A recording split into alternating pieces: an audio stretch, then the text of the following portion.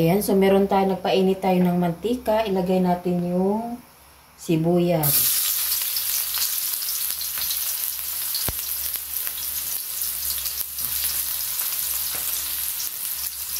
Sunod natin yung bawang.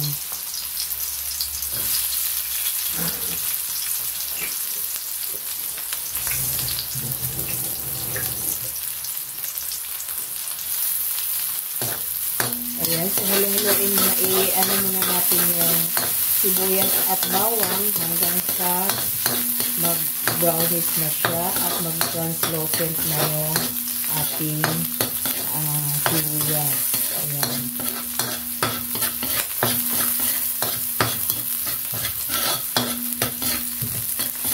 Ayan, pag mag-brown na yung ating bawang, pwede na natin ilagay yung ating karne. So, meron ako ditong karne na ito ay bali 100. Ayan. So, ito ay ano natin, igisa natin. Paminta ba tayo? Ayan.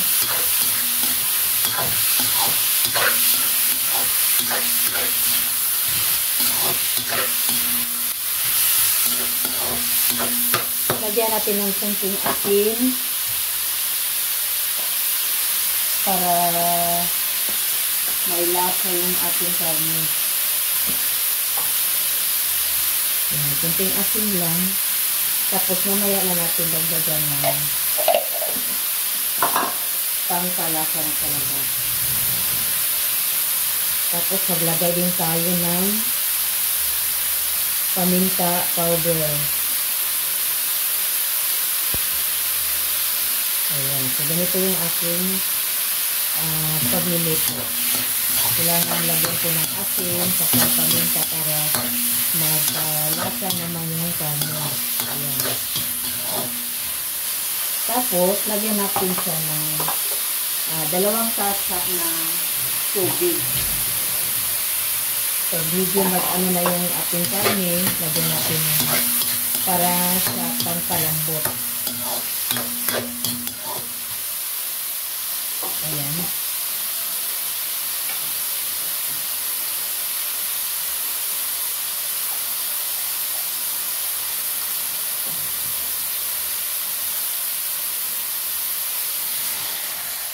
Ayan, pangpalambot sa karne.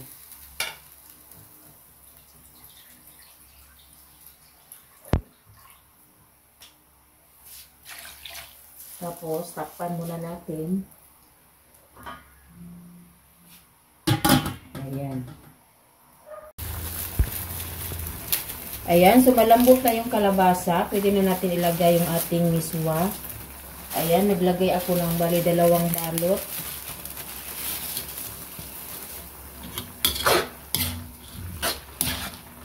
Ayan, depende sa inyo kung ilang yung sabaw, kung gusto nyo ng marami-rami.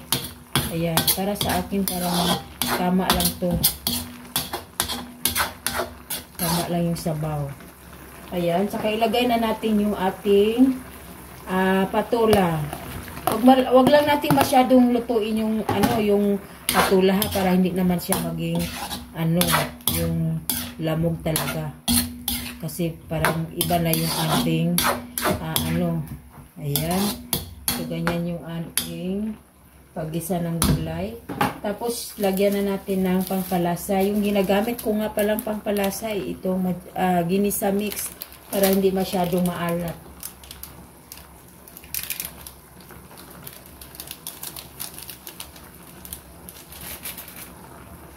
Depende na sa inyo kung ano yung gagamitin yung ayan. Diba? Patula tsaka kalabasa, masustansya talaga siya. O yung ating patula, huwag kalimutan na huwag masyadong tikman muna natin. Sarap na siya. Ayan.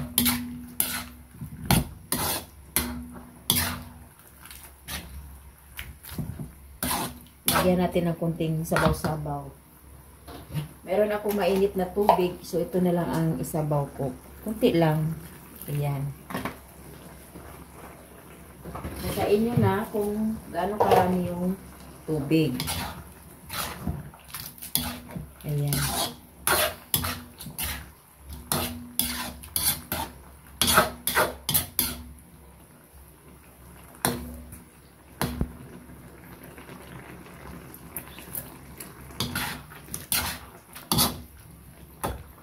Ayan, masarap na siya.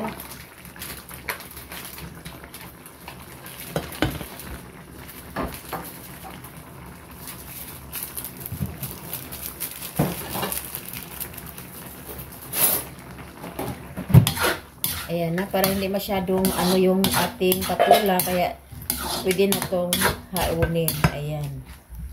So, yun lang yung aking share sa inyo, yung aking paggisa ng ulam.